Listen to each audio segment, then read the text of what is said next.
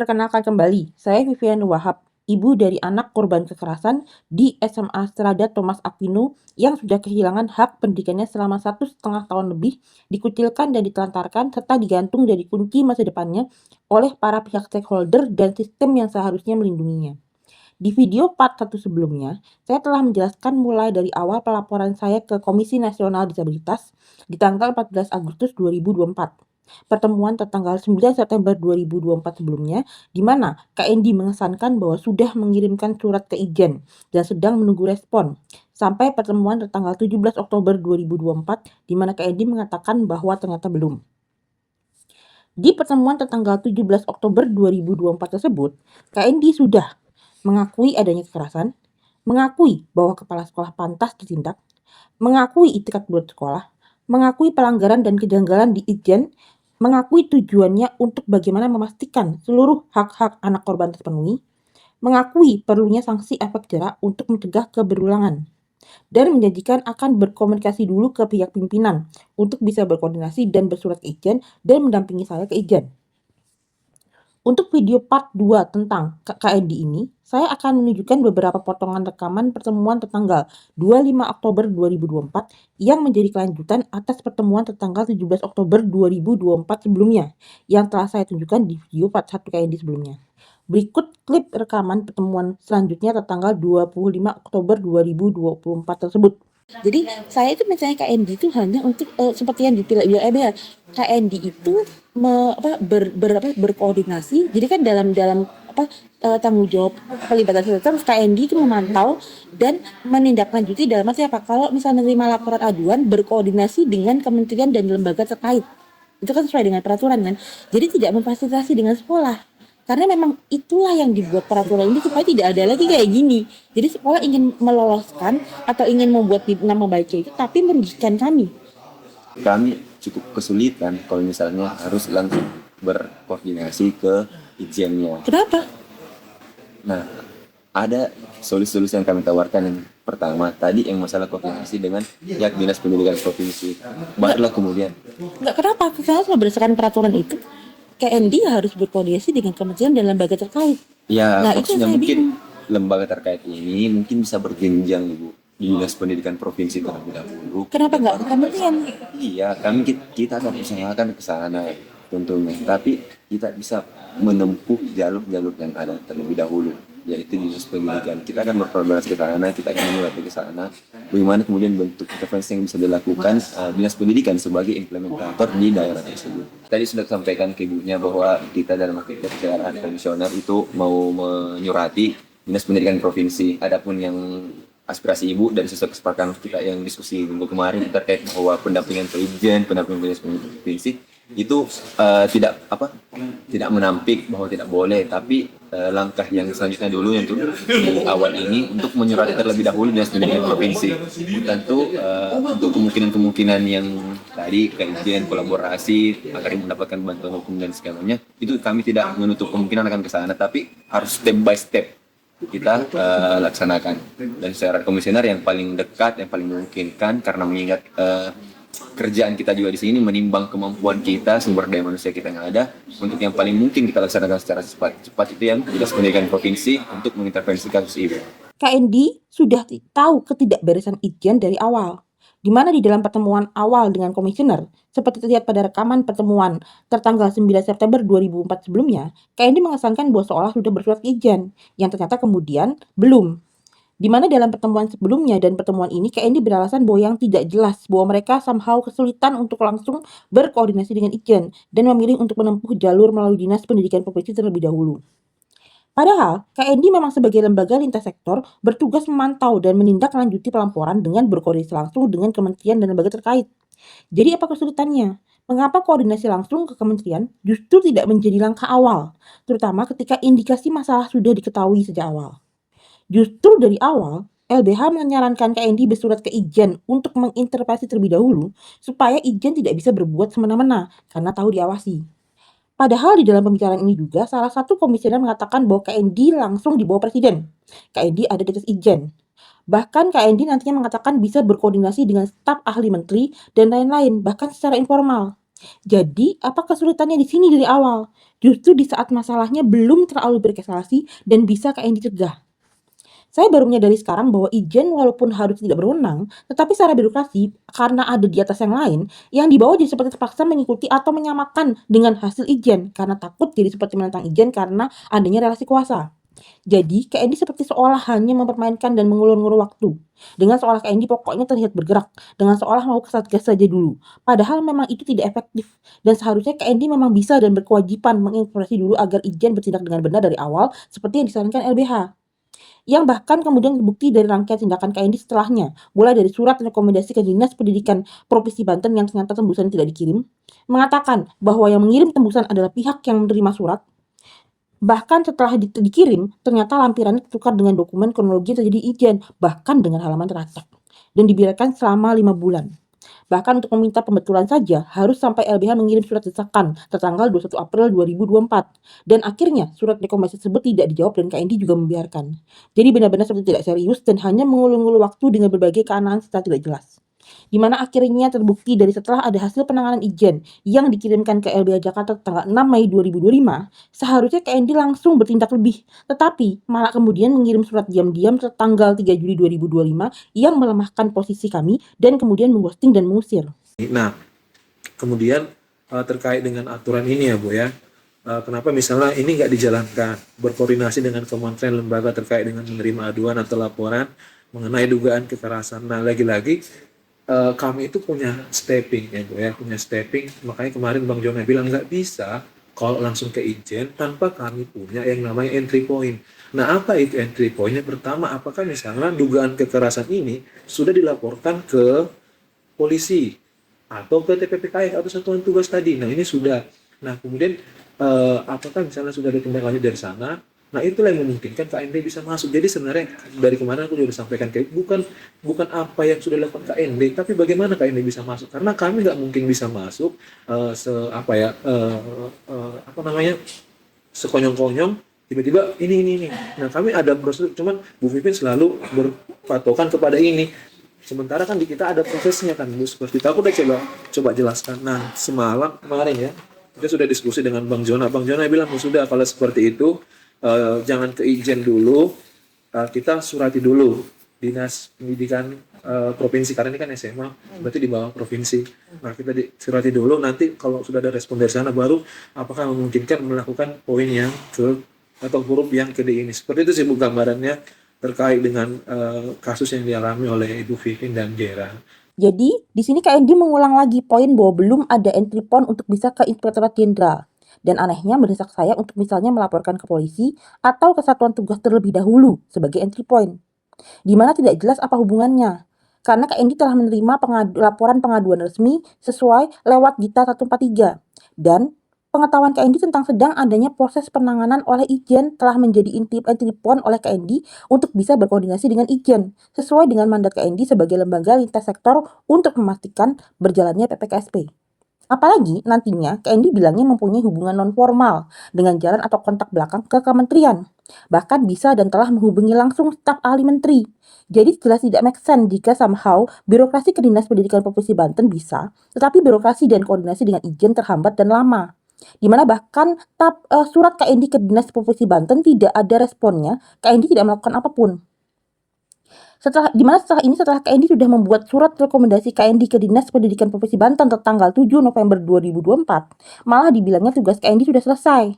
Padahal, Komisioner Ibu Fatimah selain ini juga mengatakan bahwa advokasinya adalah advokasi berdampak.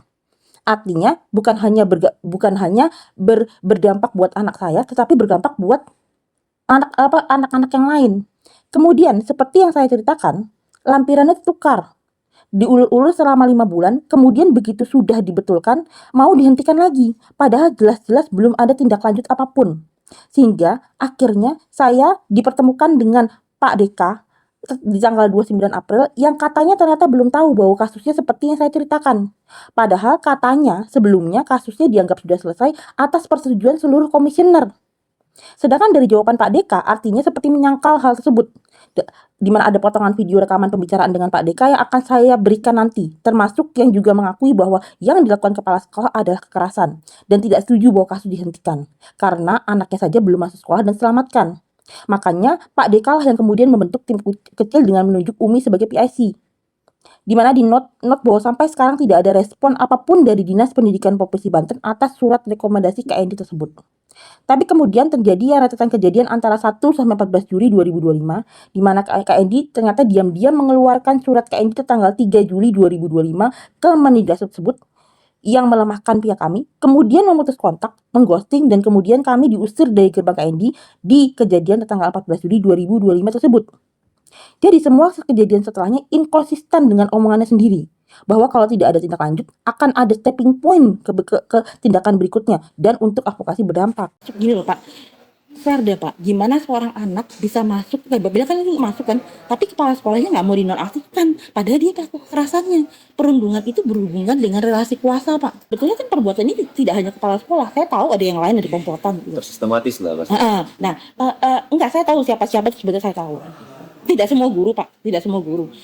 Ya misalnya lah, ada beberapa opsi-opsi yang kemarin kami coba tawarkan. Yang pada dasarnya spiritnya adalah bagaimana supaya Geran ini bisa bersekolah seperti itu. Ada beberapa opsi-opsi.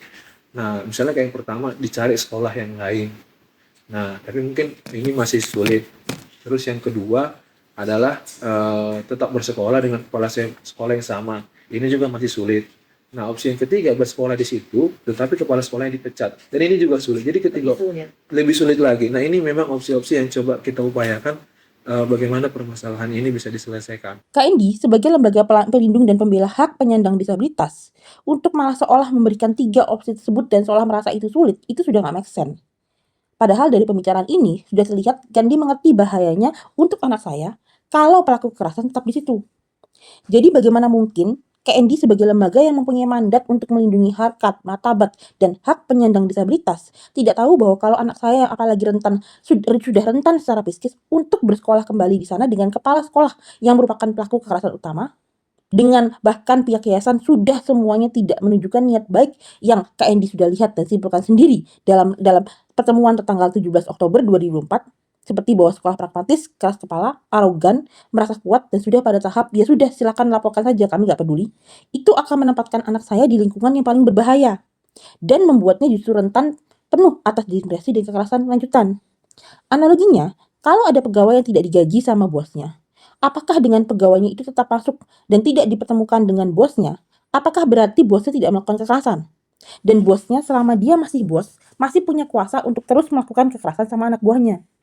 Kalau kemudian, jika pegawainya melapor ke kompaninya, kemudian bosnya malah didampingi oleh CEO-nya, dengan CEO-nya malah mengatakan bahwa berhadapan dengan bosnya artinya berhadapan dengan kompaninya, dan menghadapkan pegawai dengan pengacara kompaninya, sedangkan selama itu bosnya tidak menunjukkan rasa bersalah sedikit pun dan malah kemudian mengirimkan email yang menyuruh pegawainya ini mengulang new employee training dan mengancam akan dipecat, apakah pegawainya akan merasa aman datang kembali ke kantornya atau malah memposisikan dirinya sendiri di tempat yang berbahaya untuknya tanpa perlindungan dan jaminan apapun?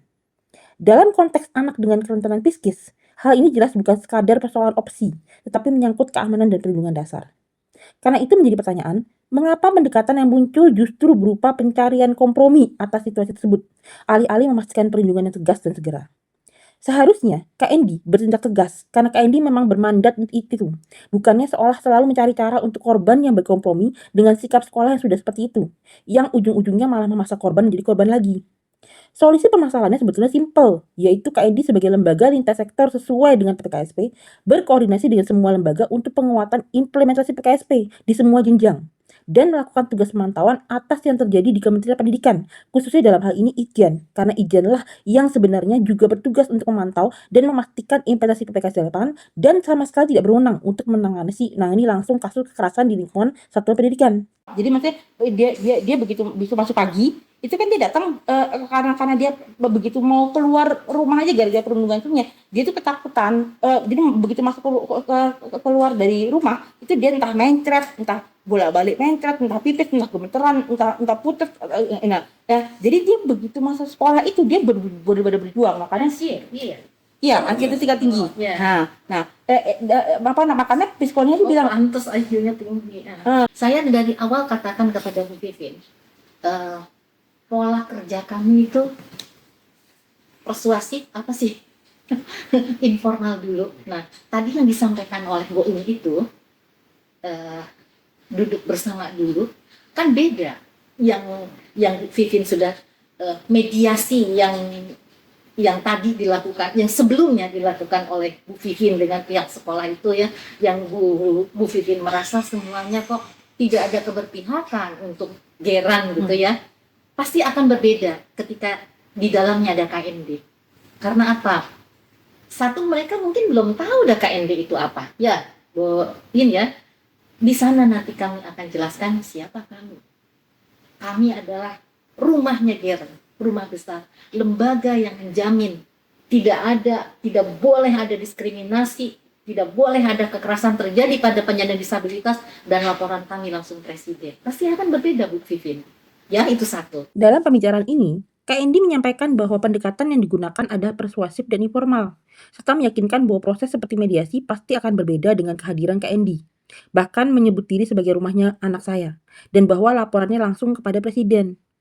Kalau KND seolah membanggakan kedudukan KND dan mengesankan KND kuat, pertanyaannya, kenapa KND merasa sulit untuk berkoordinasi dengan Ijen dan seperti tidak berani bersikap tegas? KND sudah jelas-jelas mengetahui bahwa mediasi sebelumnya berkali-kali tidak menghasilkan tindak lanjut apapun, malah terus mendapatkan intimidasi dan kekerasan lanjutan.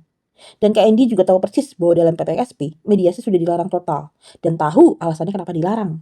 Harusnya, tugas KND adalah sebagai lembaga lintas sektor menjalankan mekanisme PKSP dan memastikan implementasi PKSP yang akan meminimkan relasi kuasa dan berfokus pada penyelidikan dengan bukti-bukti.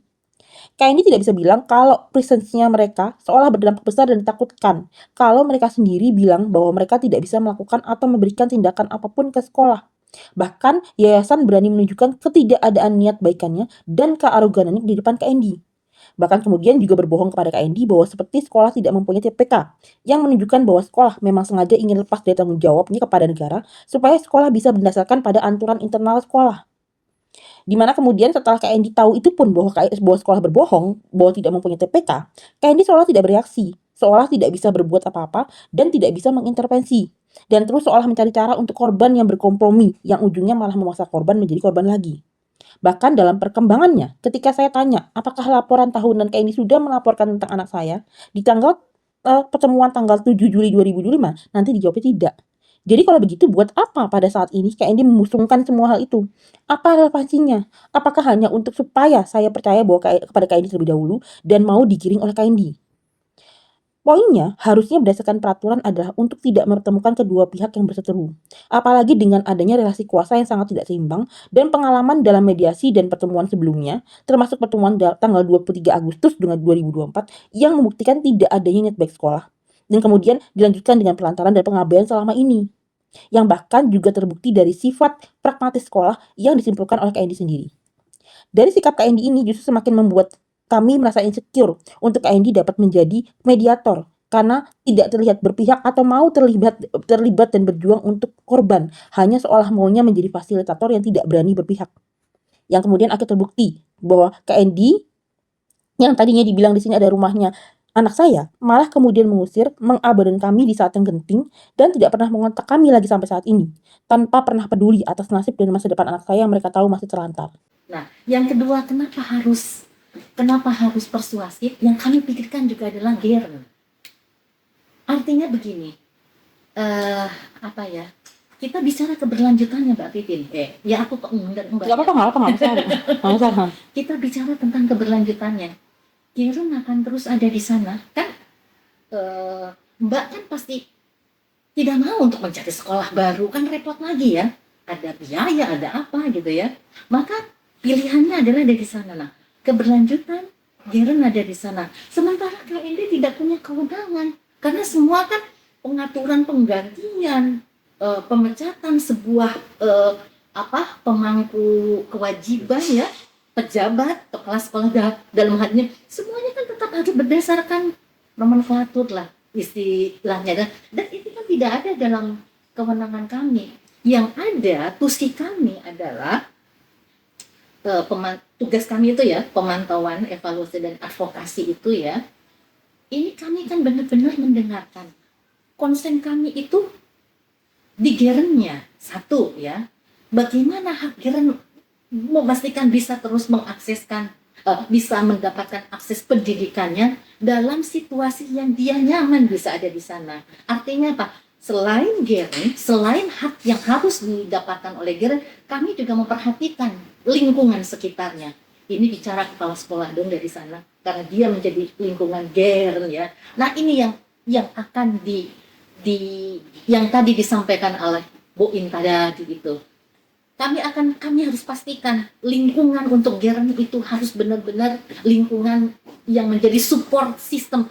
Geren ini luar biasa loh, talentnya nih, bukti. Memangnya sekolah tidak terangkat dengan Geren ada di sana. Justru Betul kan? harusnya Nah. begitu, harusnya Bu. Yang saya bingung adalah mereka bilangnya memikirkan anak saya, memikirkan keselamatan dan kenyamanannya. Dan untuk memastikan lingkungan untuk anak saya itu harus benar-benar lingkungan yang menjadi support system. Artinya, bukankah harusnya mereka tidak memaksakan untuk anak saya dengan kerentanan psikisnya dan di mana anak saya barusan mengalami kekerasan dan terus melihat sekolah menunjukkan ketidakadaan niat baik dan memposisikan diri sebagai musuh, untuk anak saya tetap masuk dengan kepala sekolah yang sama. Bukankah justru anak saya harusnya lebih dilindungi lagi? Dengan prioritas mereka harusnya memastikan anak saya ada dalam payung hukum yang kuat.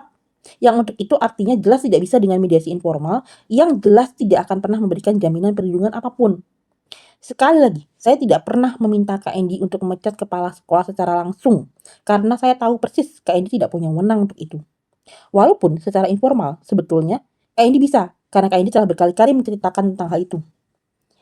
Dan ini seolah sekali lagi seperti walaupun tahu bahwa Geren tidak bisa sekolah dengan kepala sekolah yang sama, tetapi KND malah memposisikan seperti tidak berdaya. Dan akhirnya seperti malah mau memaksa anak saya masuk dengan kepala sekolah yang sama.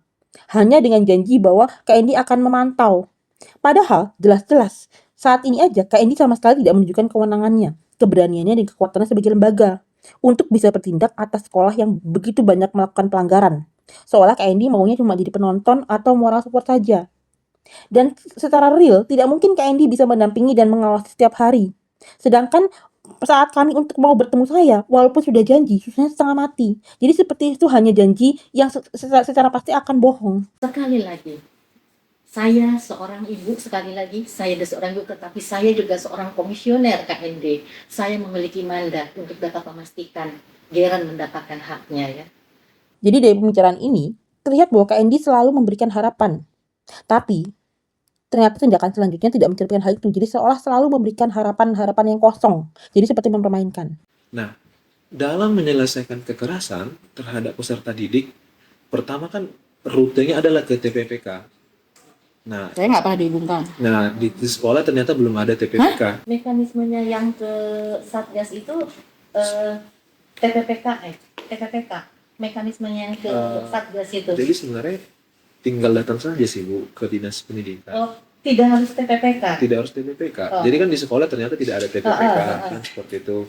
Nah, maka di sana kan ada pilihannya atau makanya boleh langsung ke satuan tugas Di mana? di dinas pendidikan. Di Serang, Pak. Jadi terlihat di sini bahwa sekolah berbohong bahwa sekolah belum mempunyai TPK. Di mana saat saya datang ke Puspeka di tanggal 25 November 2024 dan Puspeka kemudian mengecek ternyata bahwa sekolah sudah memiliki TPK di mana SK-nya sudah ada sejak 14 November 2023. Gini, kan justifikasinya adalah laporan aduannya kan? Iya. Laporan aduan ke kita 143. Itu yang dipakai justifikasikan kita yang bersurat ke Satgas ya. Iya. Nah, kita lihat dulu penanganan Satgas kan itu sesuai nomenklatur tuh, tugasnya jelas ya. Harusnya ketemu sama saya dong. Ya pastilah, kan harus mendengarkan semuanya. Iya. Pasti gitu. Nah, setelah itu kan ada itu tadi stepping yang tadi sudah dijelaskan dari tadi itu ya. Sebelumnya ke Itjen itu. Nah, ini kan di sini ada gap yang kita tidak tahu ya. Kenapa? Itjen berbuat itu. Ya, tetap Bu, kita tetap persuasif dulu apapun yang terjadi. Lebih jadi gini ya. Kalau anu itu kan apa ya? Kalau kita pengalaman banget ya 2 tahun ini pengawalan kasus itu lemas yang akhirnya memang bisa terbuka segala-galanya gitu dan sampai kepada tujuan gitu loh. Jadi kadang-kadang Rumit, mereka yang memperumit. Iya, Lagi saya iya, yang memperumit, kita tahu. padahal mereka yang memperumit gitu. Ya, kita tahu. Memang begitu. Yang bersangkutan, yang pelaku ini, yang si pria itu dikeluarkan, dan si perempuan ini tetap bisa mengikuti pelatihan sampai dengan selesai. Nah ini artinya the power of pendekatan-pendekatan non formal itu sebenarnya jauh lebih efektif ketika misalnya kita berhadapan dengan birokrasi yang sedikit rumit.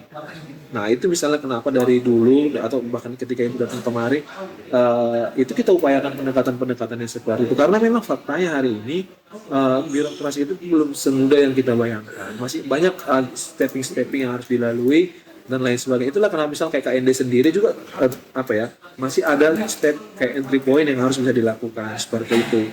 Nah tapi kan kemudian ibu kan sudah memblokade itu karena menganggap ya ada aturan yang harus dilakukan. Dan saya udah trauma Iya, dan- dicuekin. Iya makanya kami sangat menghormati itu. Makanya kita kan upayakan pendekatan. Berarti ini belas tidak efektif. Nah, tadi kan yang tadi kan yang dibilang kan yang itu langsung dikeluarin. Ini kan Bapak Anda bilang sendiri, mereka ngotot nggak mau ngeluarin kepala sekolah. Saya sebetulnya tidak pernah menolak kalau KND melakukan informal terlebih dahulu, seperti yang diceritakan oleh staf KND dalam pembicaraan ini. Tapi masalahnya justru KND seolah mau lepas tangan tentang tindakan dan pelanggaran yang banyak yang dilakukan oleh kepala sekolah, sekolah, dan yayasan, dan meminta kami hanya mediasi dengan KND tidak bisa melakukan apapun dan hanya bisa menjadi fasilitator. Di mana hal tersebut jelas bertolak belakang dengan yang diceritakan oleh staf KND tersebut dalam pembicaraan ini, bahwa sebetulnya KND itu bisa bergerak sendiri, mengintervensi di belakang, dan korban hanya tinggal duduk diam. Kemudian persoalannya diselesaikan oleh KND secara informal. Bukannya saya harus berhadapan sendirian dengan pihak sekolah ataupun yayasan, di mana KND hanya berkedudukan sebagai fasilitator. Iya, nah, maksud saya tuh nanya dulu kenapa kenapa kalau KND itu kayak takut sama Ijen, kenapa nggak mau nyelangin ke Ijen Kita gitu. belum pernah ngomongin Ijen loh. Takut Enggak, takut kalau kan merasa bahwa Ijen tuh di atasnya KND gitu. Bukan Oh, gitu. enggak, beda. Kok di atas KMD sih? Iya. Kita langsung presiden loh, Bu. Iya. Kita langsung presiden. Ibu baca undang-undang nomor Loh, 8. Ijen bukannya Ijen itu di bawahnya di atasnya KND kayak PAI, Itjen itu kan di bawah kementerian, betul tidak? Ijen itu di bawah kementerian, habis itu menteri di bawah presiden. Ya, artinya di atasnya dia ada menteri. Menteri, Kan? Ini langsung presiden. Tinggi mana? Cuma mereka struktural, kita mah struktural. Izin. KPAI? Izin, Bu. Izin. Sama di bawah presiden. Komnas HAM, Komnas Perempuan, KPAI, KED di bawah presiden. Kami dilantik oleh Bapak Presiden. Mana ada fotonya tidak? Ini beda ya. Setara itu apa? Yang dinamakan setara itu apa? Jabatannya sama, jadi maksudnya setara. Yang di bawah kita, yang setara sama kita menteri. Yang setara sama kita menteri. Yang di bawah presiden siapa? Menterinya kan? Iya sama kayak kita. Kita tuh setara komisionernya ya. KND itu tugasnya memantau kerjanya Ijen. Jadi harusnya Ijen menurut sama KND dong. Itunya begitu ininya. Harusnya kan? Harusnya gitu kan. Tapi kan fakta suka lain, iya kan? Gitu. Jadi Fakta suka lain. kalau lain berarti kan KND berarti Ya, boleh ngomelin kayak Ijen dong. Gini. Izin. Terserah dia mau nurut atau kagak. Kita punya catatan dong, kita punya rekomendasi dong, dan rekomendasi kita kepada presiden mau apa? Ya begitu aja. Terserah dia mau nurut mau kagak, mau gimana mau bagaimana, rekomendasi kita pada presiden loh. Jadi, sekali lagi terlihat dalam pembicaraan bahwa KND selalu memberi harapan bahwa KND itu kuat, tidak takut terhadap Ijen, dan laporannya langsung kepada presiden. Tapi bahkan setelah surat rekomendasi KND ke Dinas Pendidikan Provinsi Banten tidak mendapatkan respon, KND bilangnya tidak bisa berbuat apa-apa. Dan semua tindak lanjut langkah selanjutnya dijanjikan diulur-ulur dan akhirnya tidak pernah menjadi kenyataan. Biarlah kami yang jadi perpanjangan tangan ibu. Nah nanti kami akan lampirkan. Ibu kan sudah kirim ke kami ya kronologinya. Banyak semuanya. Iya kami sudah baca Bu. Artinya kami sangat menghargai setiap aduan yang masuk ke KND. Nah itu akan kami sampaikan nanti pertama akan kami sampaikan ke satuan tugas terkait dengan kronologi kasus. Terus kami akan sampaikan analisa hukumnya dan kami akan sampaikan apa yang harus dilakukan oleh satuan tugas untuk menyelesaikan permasalahan ini. Tadi Ibu udah jabarkan dengan detail gitu ya. Apa sanksi yang dilakukan oleh kalau sekolah yang bertindak, apa sanksinya? Kalau dilakukan oleh pendidik, apa sanksinya?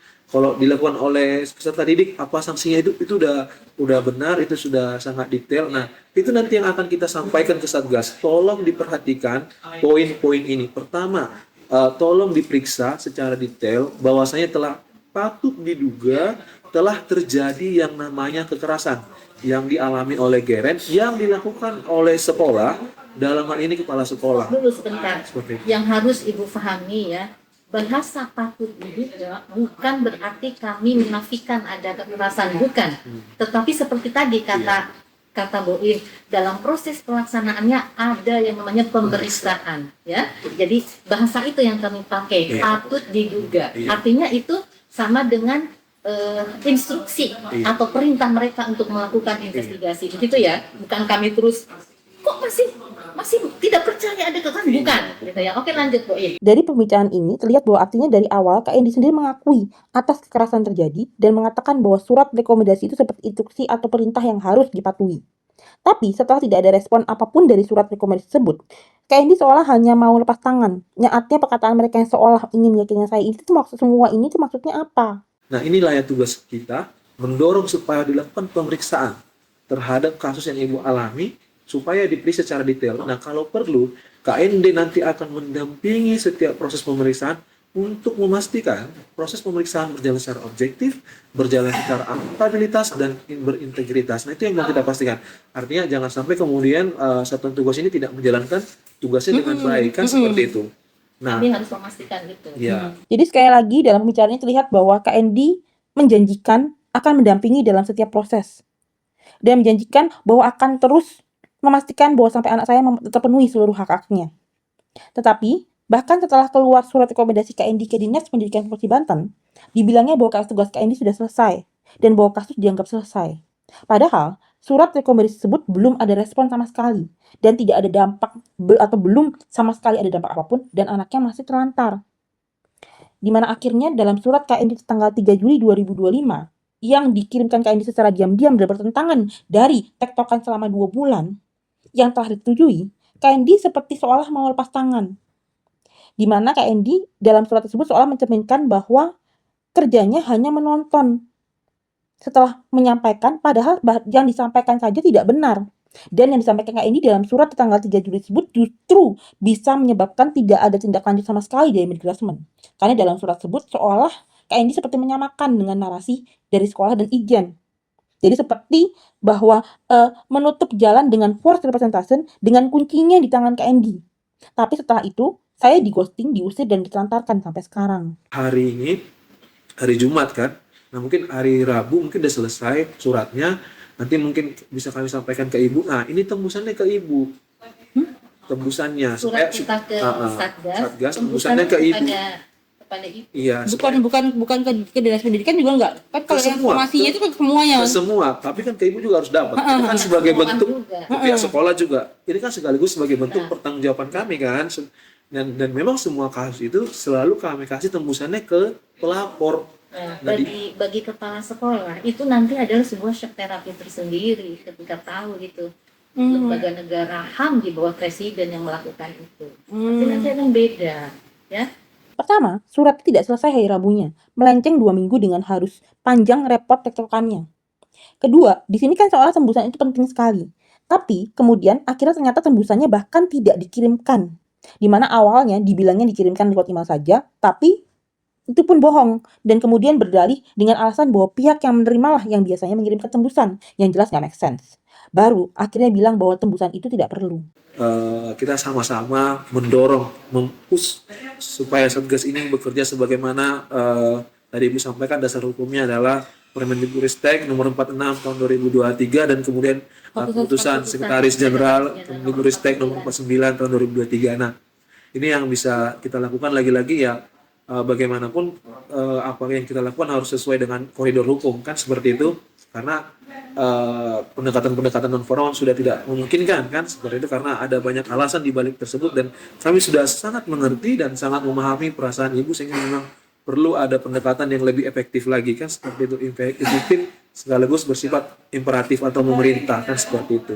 Minggu depan suratnya sudah pasti selesai, sudah pasti kami kirimkan ke Dinas Pendidikan, dalam hal ini CEKI, Satuan Tugas terkait dengan penanganan kekerasan. Sekaligus nanti kalau sudah kami kirim, kita bisa saling berkoordinasi terkait dengan bagaimana progresnya, terkait dengan bagaimana langkah-langkah selanjutnya. Nah itu Dalam pembicaraan ini sekali lagi terus seperti dijanjikan bahwa akan ada langkah-langkah selanjutnya.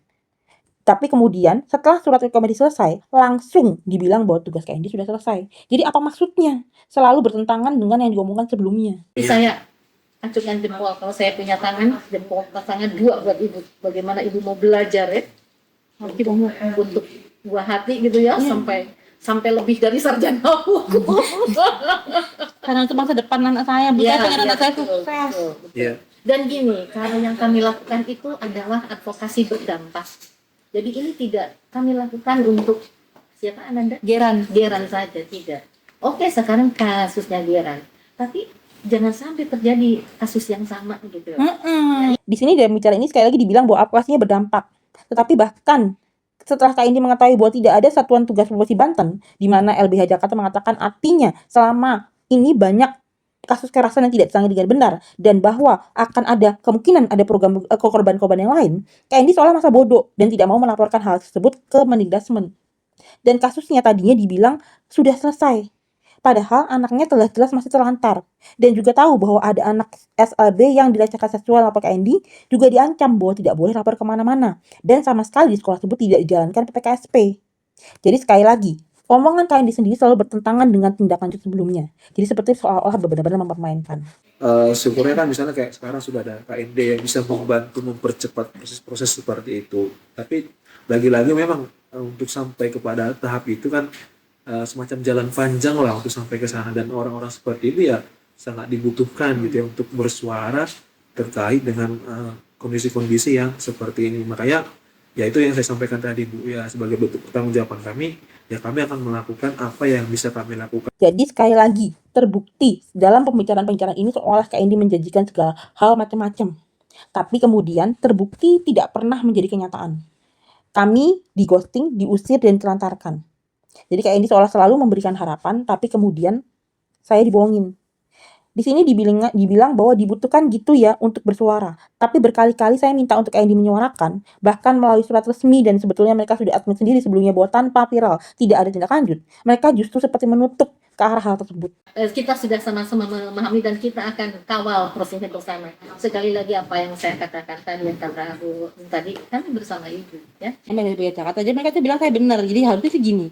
Saya lapor ke Satuan Tugas. Satuan Tugas berfokus ke administrasi. Saya dikasih bantuan hukum dan advokasi itu untuk melihat apakah, jadi untuk advokat itu untuk mendampingi saya pada saat setiap tahap penanganan pemeriksaan, untuk saya benar-benar mendapatkan seperti yang seharusnya, dan bantuan hukum untuk melihat apakah ada pidana. Pasti ada pidana. Sesuai nomenklaturnya iya kan.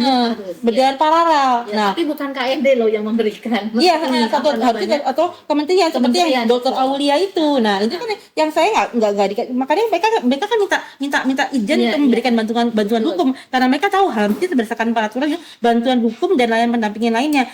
Kami belum pernah mendapatkan bantuan apapun hingga saat ini. Gitu. Jadi kayak mereka mendesak, ayo dong kasih seperti hasil kami gitu loh. Iya. Itu. Itu sih makanya memang ya kerja kolektif lah, LBH sudah terlibat ya syukur, kami juga bisa nanti membantu sesuai dengan tugas kami, Ibu juga bisa membantu ya, intinya marilah bersama-sama kan seperti itu, sama-sama bersuara, sama-sama bersatu mengawasi proses-proses ini agar bisa berjalan secara efektif. Bersama. Jadi gini, masa depannya nggak hilang gitu. Masa depanmu tidak hilang gitu. Jangan khawatir, masa depanmu tidak hilang itu aja. Dan dia khawatir banget itu Bu. Dan katakan juga dia tidak sendirian itu aja. Kita, kamu tidak sendirian, banyak yang mendukung kita. Udah sampaikan begitu aja ya. Nah, dari pembicaraan ini sekali lagi terbukti bahwa KND hanya selalu menjanjikan harapan-harapan yang seolah mereka benar-benar bersama kami dan tidak akan pernah meninggalkan kami, akan mengawal prosesnya dan terus mendampingi sampai akhirnya mencapai keselamatan untuk anak saya, yang kemudian jelas-jelas terbukti bahwa semua itu bohong. Karena pada akhirnya saya di-ghosting, diusir, dan diantarkan. Buat apa artinya semua omongan dan kesan yang diberikan ke saya itu untuk apa? Apa tujuan mereka? Apakah mereka memang benar-benar ingin mempermainkan? Setelah ini, dalam video berikutnya, saya akan memperlihatkan surat rekomendasi KND ke Dinas Pendidikan Provinsi Banten tertanggal 7 November 2024 beserta lampirannya. Juga lampiran yang tertukar bahkan dengan halaman teracak, dan berbagai rekaman dan bukti yang menunjukkan keanehan dan kejanggalan setelah itu. Seperti diantaranya termasuk alasan KND yang tidak masuk akal, bahwa mengenami kenapa tembusannya belum dikirimkan, dan lain-lain. Terima kasih sebelumnya.